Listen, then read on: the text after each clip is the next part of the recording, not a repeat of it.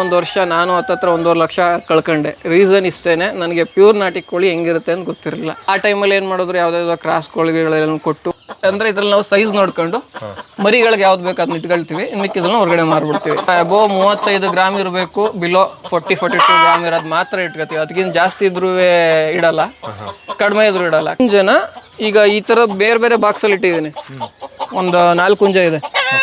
ಈ 4 ಹುಂಜನ ಹೊರಗಡೆ ಬಿಟ್ಟಾಗ ಇಲ್ಲಿಂದ 4 ಹುಂಜನ ಹೊರಗಡೆ ತೆಗಿತೀನಿ. ರೀಸನ್ ಇಷ್ಟೇನೆ, ಕಂಟಿನ್ಯೂಸ್ ಆಗಿ ಈ ಹುಂಜ ಕ್ರಾಸ್ ಮಾಡ್ತಾ ಇದ್ರೆ ಇದು ವೀಕ್ ಆಗುತ್ತೆ.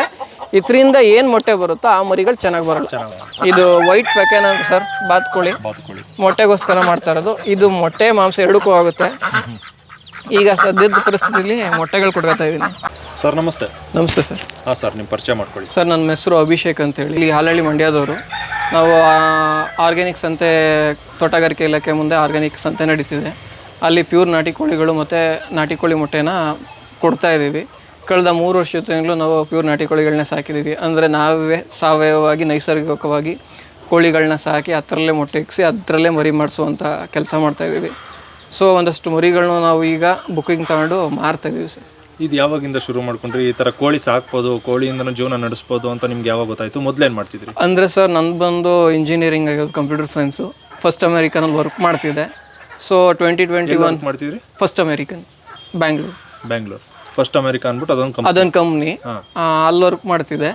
ನನಗೆ ಯಾವಾಗ ವರ್ಕ್ ಫ್ರಮ್ ಹೋಮ್ ಸಿಗುತ್ತೋ ಆವಾಗ ತಡಿ ನೋಡೋಣ ಅಂದ್ಬಿಟ್ಟು ನಮ್ಮ ಮನೆಗೇನು ಸಾಕಿದೋ. ನಾನು ಫಸ್ಟ್ ಸಾಕಬೇಕಾದ್ರೆ ಮನೆ ಮೇಲೆ ಸಾಕಿದ್ದು. ಆಮೇಲೆ ಹೋಯ್ತಾ ದೊಡ್ಡದಾಗಿ ಮಾಡೋಣ ಅಂತ ಮಾಡಿದೆ. ಬಟ್ ಏನಂದರೆ ಸ್ಟಾರ್ಟಿಂಗ್ 1 ವರ್ಷ ನಾನು ಹತ್ತತ್ರ 1.5 ಲಕ್ಷ ಕಳ್ಕೊಂಡೆ. ರೀಸನ್ ಇಷ್ಟೇ, ನನಗೆ ಪ್ಯೂರ್ ನಾಟಿ ಕೋಳಿ ಹೆಂಗಿರುತ್ತೆ ಅಂತ ಗೊತ್ತಿರಲಿಲ್ಲ. ಆ ಟೈಮಲ್ಲಿ ಏನು ಮಾಡಿದ್ರು, ಯಾವುದಾದ್ರು ಕ್ರಾಸ್ ಕೋಳಿಗಳೆಲ್ಲ ಕೊಟ್ಟು ಹತ್ತತ್ರ ಸುಮಾರು 1.5 ಲಕ್ಷ 2 ಲಕ್ಷ ಆಯಿತು ನಾನು ಕಲಿಯೋಷ್ಟರಲ್ಲಿ. ಅದಾದ ಮೇಲೆ ಗೊತ್ತಿರೋರ ಹತ್ರ ಒಬ್ಬೊಬ್ಬರ ಹತ್ರ ಹೇಳಿಸ್ಕೊಂಡು ಒಂದೊಂದೇ ಕಲೆಕ್ಟ್ ಮಾಡಿ ಒಂದು 30 ಕೋಳಿನ ಸ್ಟಾರ್ಟ್ ಮಾಡಿದ್ದು. ಹತ್ತತ್ರ ಈಗ 1,000 ಮರಿಗಳನ್ನ ಹೊರಗಡೆ ಕೊಟ್ಟಿದ್ದೀವಿ ಲಾಸ್ಟ್ ಒಂದು 8 ಮಂತಿಂದ. ಈಗ ಬುಕ್ಕಿಂಗ್ ತಗೊಂಡಿದ್ದೀವಿ ಸರ್, ಇನ್ನೂ 2 ಮಂತ್ ಗಂಟೆ ಬುಕ್ಕಿಂಗ್ ಇದೆ. ಈಗ ಎಷ್ಟು ಮರಿಗಳಿದ್ದಾವೆ ಸರ್? ಈಗ ನಮ್ಮ ಹತ್ರ ಒಂದು 6 ಬ್ಯಾಚ್ ಮರಿಗಳಿದೆ. ಬನ್ನಿ ಸರ್, ತೋರಿಸ್ತೀನಿ.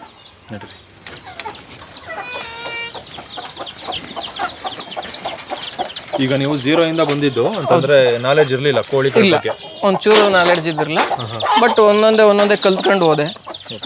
ಇದು ಬಂದು ನಿಮಗೆ 1 ವೀಕ್ ಓಲ್ಡು. ಮರಿಗಳು ಅದು ಕಾವು ಕೂರ್ಸೋದು ಅದು ಇದು ಏನಿಲ್ಲ, ಅದೇ ಅಲ್ಲೇ ಕೋಳಿ? ಇಲ್ಲ ಸರ್, ಅಲ್ಲಿ ಆ ಕಡೆ ಸಪ್ರೇಟ್ ಒಂದೊಂದಕ್ಕೂ ಒಂದೊಂದು ಜಾಗ ಮಾಡ್ಕೊಂಡಿದ್ವಿ. ಮಾಮೂಲಿ ಭತ್ತರಾಗಿ ಇವನ್ನೇ ಕೊಡೋದು ಕೋಳಿಗಳಿಗೆ. Free range sir, completely.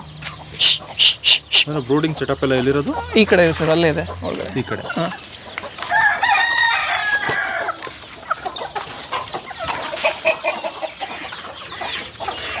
ಈಗ ಪಕ್ಕಾ ನಾಟಿ ಕೋಳಿನ ನೀವು ಹೆಂಗೆ ಫೈಂಡ್ ಔಟ್ ಮಾಡಿದ್ರಿ? ಒಂದಷ್ಟು ತಪ್ಪುಗಳು ಮಾಡಿದ್ದೆ, ಅವು ಇವು ಕೋಳಿ ಕೊಟ್ಟರು ಅಂದ್ರಿ. ಅಂದರೆ ಸರ್, ನಿಮಗೆ ಪ್ಯೂರ್ ನಾಟಿ ಕೋಳಿಗಳು ಮಾತ್ರ ನಿಮಗೆ ಈ ಥರ ಕಾವು ಕೂತ್ಕೊಳ್ಳೋದು. ನೀವು ನೋಡಿ ಈಗಲೇ ಯಾವ ಥರ ಸೌಂಡ್ ಮಾಡ್ತಿದೆ. ಮುಟ್ಟಕ್ಕೆ ಹೋದ್ರೆ ಕಚ್ಚಕ್ಕೆ ಬರುತ್ತೆ. ಓಕೆ.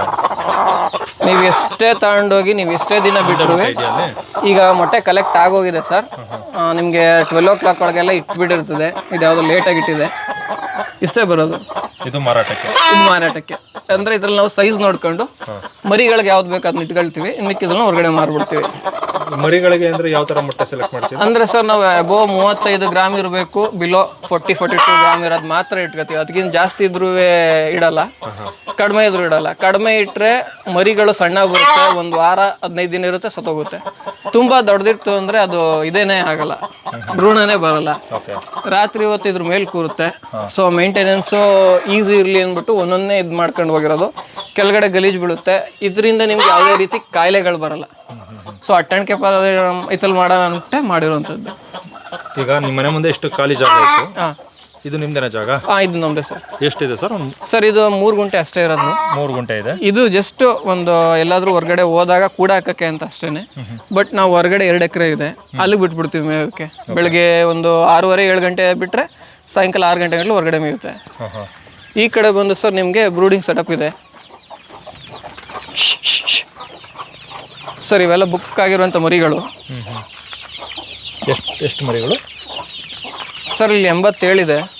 ಎಲ್ಲ ಒಂದೊಂದು ಏಜ್ದಿದೆ. ಎಲ್ಲ ತಾಯಿ ಕೋಳಿ ಜೊತೆನೇ ಮೇಯಿಸ್ತಾ ಇರೋದು. ಯಾವುದೇ ರೀತಿ ಕರೆಂಟಲ್ಲಿ ಇನ್ನೊಂದು ಮತ್ತೊಂದು ಮಾಡ್ತಾ ಇಲ್ಲ. ಇದೇ ರೀತಿ ಇಲ್ಲಿದೆ ನೋಡಿ. ಒಂದು 2 ತಿಂಗಳದಿದೆ, 1.5 ತಿಂಗಳದಿದೆ, ಇದು 20 ದಿನದ್ದು. ಹಾಂ, ಈ ಥರ ನ್ಯಾಚುರಲಾಗಿ ಸಾಕಿ ಕೊಡುವಂಥದ್ದು. ಕೃತಕವಾಗಿ ಯಾವುದೇ ರೀತಿ ಕಾವಿಲ್ಲ, ಏನಿಲ್ಲ ಸರ್, ತಾಯಿ ಕಾದೆ ನೈಸರ್ಗಿಕವಾಗಿ ಕೊಡುವಂಥದ್ದು. ಅದೇ ಪ್ಯೂರ್ ನಾಟಿ ಕೋಳಿ. ಕೃತಕವಾಗಿ ನಾವು ಯಾವುದೂ ಮಾಡೋಕ್ಕೆ ಹೋಗಲ್ಲ. ಸೊಪ್ಪೆಲ್ಲ ತಿನ್ಕೊಂತವೆ ಎಲ್ಲ ಸರ್. ಇದನ್ನು ನಾವು ಒಂದು 2-2.5 ತಿಂಗಳು ಗಂಟ ನಮಗೆ ಬೇಕಾದಾಗ ಇಲ್ಲಿ ಸಾಕತ್ತೀವಿ, ನೆಕ್ಸ್ಟ್ ಆ ಕಡೆ ಶಿಫ್ಟ್ ಮಾಡಿಬಿಡ್ತೀವಿ. ಈಗ ವ್ಯಾಕ್ಸಿನೇಷನ್ ಅದು ಇದು ಸರ್ ವ್ಯಾಕ್ಸಿನೇಷನ್ನು ಅವಶ್ಯಕತೆ ಇಲ್ಲ ಯಾವಾಗ ಚಿಕ್ಕ ಪ್ರಮಾಣದಲ್ಲಿ ಮಾಡಿದ್ರೆ. ಬಟ್ ಇವು ದೊಡ್ಡ ಪ್ರಮಾಣದಲ್ಲಿ ಯಾರು ಮಾಡ್ತೀನಿ ಅಂತಾರೋ ಅವರು ಲಸೋಟ ಅಂತ ಒಂದು ಬರುತ್ತೆ. ರೀಸನ್ ಏನಂದರೆ ಅಕ್ಕಿ ಜ್ವರ ಅಂತ ಬರುತ್ತೆ. ಅದು ಬಂದಾಗ ಇಡೀ ಫಾರ್ಮೇ ಖಾಲಿ ಆಗೋಗುತ್ತೆ, ಒಂದು ಉಳಿಯಲ್ಲ ಅಟ್ಯಾಕ್ ಆಯಿತು ಅಂದರೆ. ಆ ಉದ್ದೇಶಕ್ಕೆ ಏನು ಮಾಡ್ತೀವಿ, F1 ಅಂತ ಲಸೋಟ ಅಂತ ಹೇಳಿ ಒಂದು ವಾರ ಇದ್ದಾಗ ಮಾಡಿಕೊಟ್ಬಿಡ್ತೀವಿ. ಅವ್ರಿಗೆ ಹೇಳಿರ್ತೀವಿ ನೆಕ್ಸ್ಟ್ ನೀವೇನಾದರೂ ಬೇಕು ಅಂದರೆ ಮಾಡ್ಕೊಳ್ಳಿ ಅಂತ. ಅದು ಬಿಟ್ಟರೆ ಇನ್ನೇನಿಲ್ಲ ಸರ್, ಯಾವುದೇ ರೀತಿ ಆ್ಯಂಟಿಬಯೋಟಿಕ್ ಏನೂ ಇಲ್ಲ. ಅದಕ್ಕೆ ಅಂತಲೇ ನಾವು ನ್ಯಾಚುರಲಾಗಿ ಒಂದಷ್ಟನ್ನು ನಾವು ತಿಳ್ಕೊಂಡು ಮಾಡ್ತಾಯಿದ್ವಿ. ಏನೇನು ನ್ಯಾಚುರಲ್ ಆಗಿ ಸರ್ ಈಗ ನಿಮಗೆ ಇದಕ್ಕೆ ಗೊರಕೆ CRD ಅಂತ ಬರುತ್ತೆ.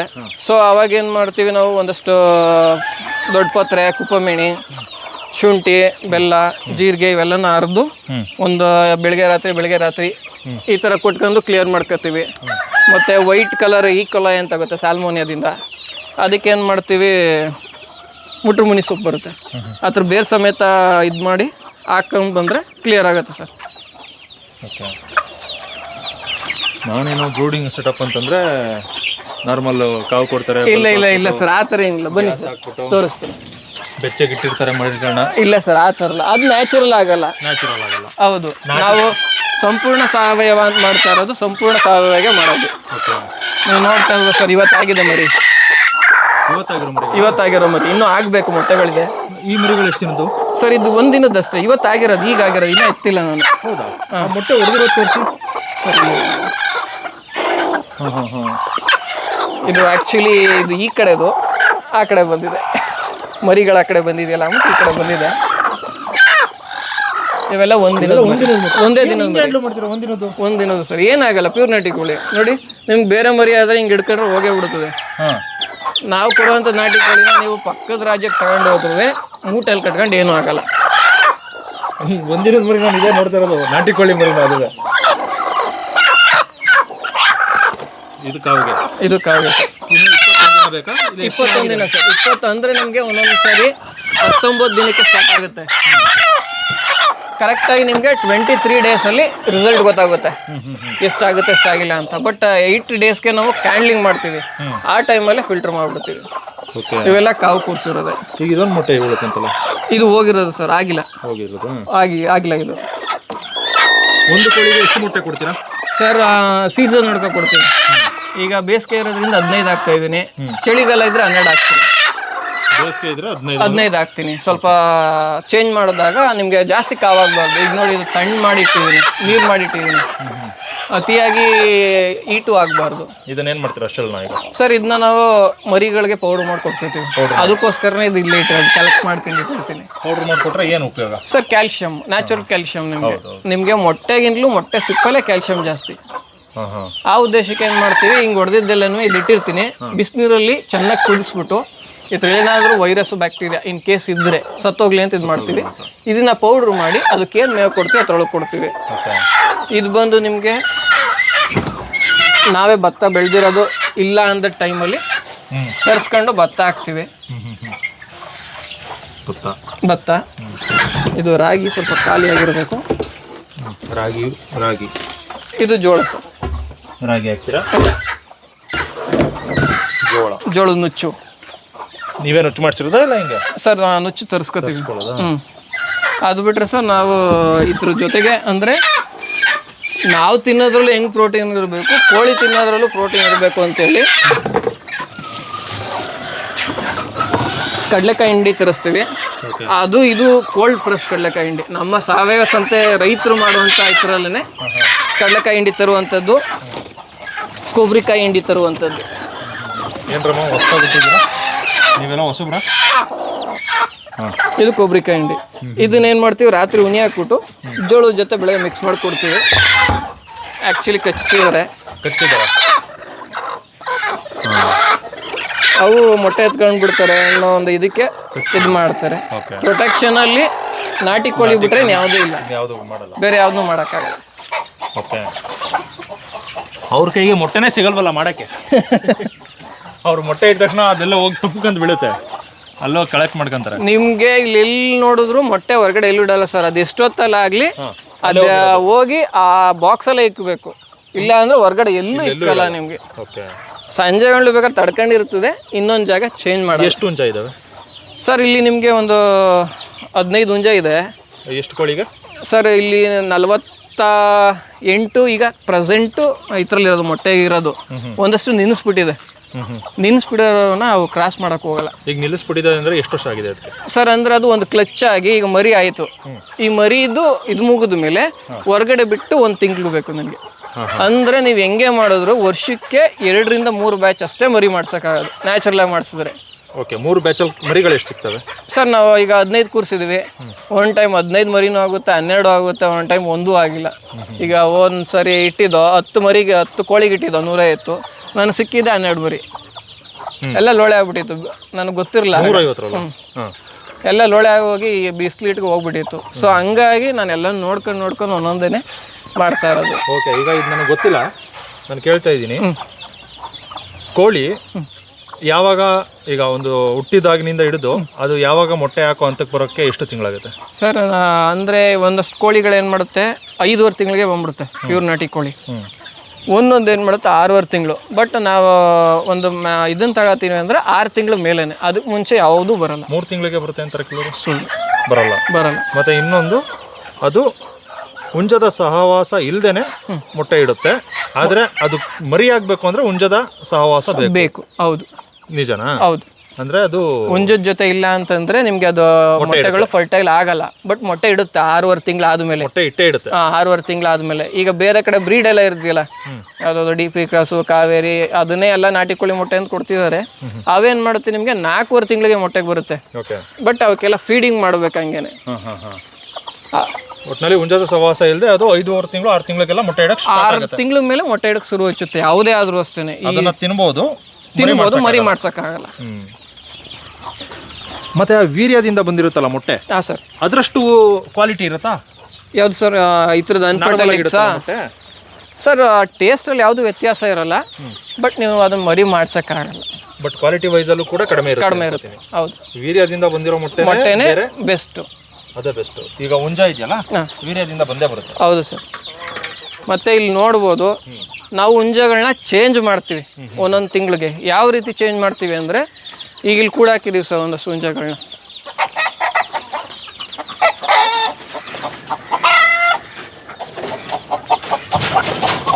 ಹುಂಜ ರ್ಯಾಶ್ ಅಲ್ವಾ? ಫುಲ್ ರಾಶಿ ಇರುತ್ತೆ ಸರ್. ಗೊತ್ತಿಲ್ಲದೆ ಹಿಡಿಯಕ್ಕೆ ಹೋದ್ರೆ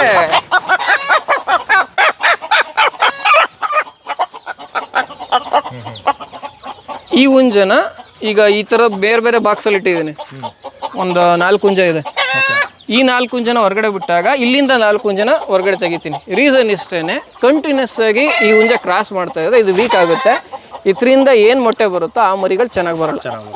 ಸೊ ಹಂಗಾಗಿ 1 ತಿಂಗಳು ಇವಕ್ಕೆ ರೆಸ್ಟ್ ಕೊಟ್ಟು ಒಳ್ಳೆ ಮೇವು ಕೊಟ್ಕೊಂಡು ಮೊಟ್ಟೆ ಆ ಥರ ಎಲ್ಲ ಕೊಡ್ತೀವಿ ಇವಕ್ಕೆ ಮದುವೆಯಲ್ಲಿ. ಅಂಥವೇನು ಆ ಥರ ಚೇಂಜ್ ಮಾಡ್ಕೊಂಡು ಮಾಡಿದಾಗ ನಿಮ್ಗೆ ಕ್ವಾಲಿಟಿ ಮರಿಗಳು ಸಿಗ್ತವೆ. ನೀವು ನೋಡ್ತಾ ಇರ್ಬೋದು, ಎಲ್ಲೂ ನಿಮಗೆ 3/4 kg ಅಂತೂ ಇದಿಲ್ಲ, ಎಲ್ಲ ದೊಡ್ಡ ದೊಡ್ಡ ರೂಟ್ನವೇ. ಹಂಗಾಗಿ ಒಂದೊಂದೇ ಚೇಂಜ್ ಮಾಡ್ಕೊಂಡು ಈಗ ಈ ಥರ ಎಜುಕೇಷನ್ನ ಕಲ್ತ್ಕೊಂಡು ರೈತರು ಮಾಡಿದ್ರೆ ನಿಜವಾಗ್ಲೂ ಲಾಭ ಇದೆ. ಎಷ್ಟು ಹುಂಜ ಇದೆ ನಿಮ್ಮಲ್ಲಿ ಸರ್? ಈಗ ಇಲ್ಲೊಂದು 18 ಇದೆ, ಹೊರಗಡೆ ಇದೆ. ಇಲ್ಲಿ 4 ಇದೆ, 22 ಇದೆ. 22 ಹುಂಜ. 22 ಹುಂಜ ಇದೆ. ಕೋಳಿಗಳು ಬಂದು ನಿಮ್ಗೆ 95 ಇದೆ. ಬಟ್ ಮೊಟ್ಟೆ ಇಕ್ತಾರೆ 40. ಈ ತರ ಒಳಗಡೆ ಹಾಕ್ಬಿಟ್ಟು 1 ತಿಂಗಳು ಕೂಡ ಹಾಕ್ತಿರಲ್ಲ, ಅದನ್ನ ಎಷ್ಟು ಹುಂಜ ಮಾಡ್ತೀರಾ? ಎಷ್ಟು ಹುಂಜಕ್ಕೆ ಆ ಥರ ಮಾಡ್ತೀರಾ? ಸರ್, ಈಗ 4 ಹುಂಜ ಮಾತ್ರ ಕೂಡ ಹಾಕಿದೀವಿ. ಇನ್ನೊಂದಷ್ಟು ಹುಂಜಗಳು ಕ್ರಾಸಿಂಗ್ ಬಂದಿಲ್ಲ ಇನ್ನು.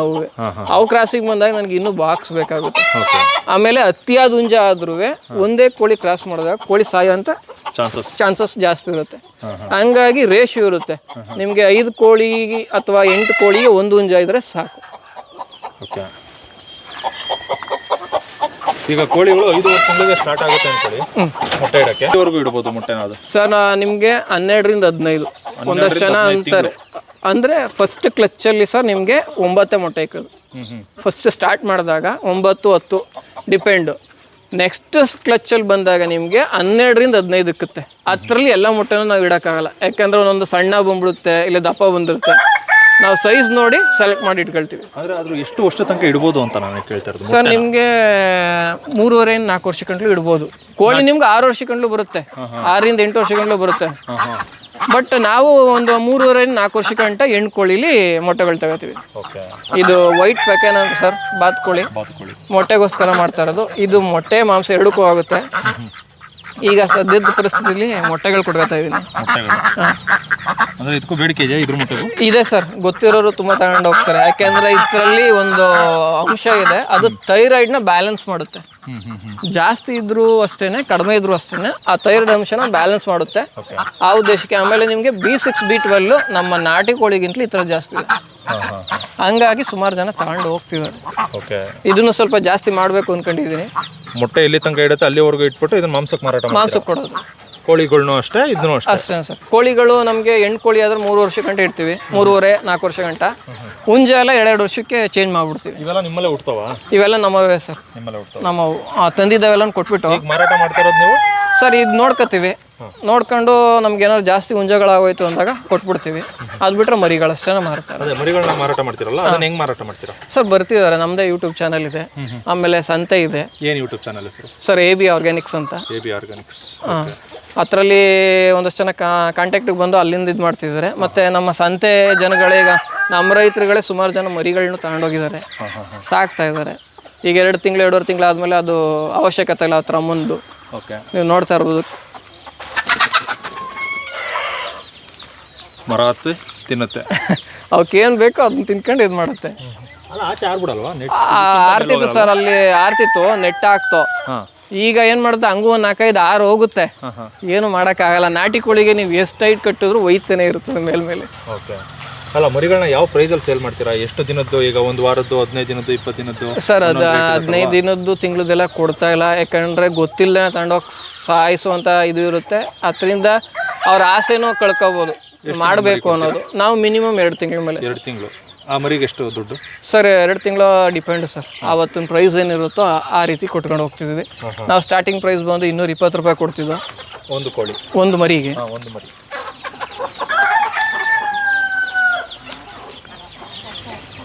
ಓಕೆ ಸರ್, ಮನೆ ಮುಂದೆನೇ ನಿಮ್ಮ ಒಂದು 3 ಕುಂಟೆ ಜಾಗ ಇದೆ, ಅಲ್ಲಿ ಮಾಡ್ಕೊಂಡಿದ್ದೀನಿ. ಬಟ್ ಹೊರಗಡೆ ಜೊತೆ ಈಗ ಕೆಲಸನೂ ಮಾಡ್ತಾ ಇದ್ದೀರಾ? ಅಂದರೆ ಸರ್ ಈಗ ಅಲ್ಲಿ ಇದು ಕೊಟ್ಬಿಟ್ಟೆ, ರೆಸಿಗ್ನೇಷನ್ ಕೊಟ್ಟೆ. ಈಗ ನಮ್ಮದೇ ಜಮೀನಿದೆ, 3 ಎಕರೆ ಜಮೀನಿದೆ. ಸೊ ಸಂಪೂರ್ಣ ಸಾವಯವ ಮಾಡಬೇಕು ಅಂತೇಳಿ ಅಲ್ಲೂ ಪ್ರಯತ್ನ ಪಡ್ತಾ ಇದ್ದೀನಿ. ಅದಾದಮೇಲೆ ನಿಲ್ಲಿಸ್ಬಿಡ್ತೀನಿ ಸರ್. ಓಕೆ. ಯಾರೋ ಹೇಳಿದ್ರು ಅಂತ ನಾನು 1000 ಸಾಕ್ತೀನಿ, 2000 ಸಾಕ್ತೀನಿ ಅಂತ ಸ್ಟಾರ್ಟಿಂಗ್ ಹೋಗ್ಬೇಡಿ. ಅದು ನಿಮಗೆ ಐಡಿಯಾ ಇರಲ್ಲ ಯಾವ ರೀತಿ ಏನು ಅಂತ. ಫಸ್ಟು ಒಂದು 10 ತಗೊಬಂದು ದೊಡ್ಡ ಕೋಳಿಗಳನ್ನೇ ತಗೊಳ್ಳಿ, ಮರಿಗಳನ್ನ ಸಹ ತಗೋಬೇಡಿ. ತಗೊಂಡು ಅದರಲ್ಲಿ ಎಕ್ಸ್ಪೀರಿಯೆನ್ಸ್ ಮಾಡಿ ಏನು ಕಾಯಿಲೆ ಬರುತ್ತೆ, ಯಾವ ರೀತಿ ಇದೆ, ಅದನ್ನ ಆರ್ಗ್ಯಾನಿಕ್ಕಾಗಿ ಯಾವ ರೀತಿ ಟ್ರೀಟ್ ಮಾಡ್ಬೋದು. ಇಲ್ಲ ಅಂದರೆ ನೀವು ಮೆಡಿಸನ್ಗೆ ಹೋಗ್ತೀನಿ ಅಂದರೆ ಏನು ಒಂದು ಕಾಯಿಲೆ, ಅದಕ್ಕೆ ಏನು ಕೊಡಬೇಕು ಅನ್ನೋದೆಲ್ಲ ತಿಳ್ಕೊಂಡು ಚಿಕ್ಕದ್ರಿಂದ ಸ್ಟಾರ್ಟ್ ಮಾಡಿ, ನಂತರ ಬಂಡವಾಳ ಹಾಕಿ. ಆದಷ್ಟು ಕಡಿಮೆ ಬಂಡವಾಳದಲ್ಲೇ ಸ್ಟಾರ್ಟ್ ಮಾಡೋಕ್ಕೆ ಹೋಗಿ. ಇದು ನಾನು ನಿಮಗೆ ಹೇಳುವಂಥ ಒಂದು ಇದು suggestion. Thank you sir, thank you.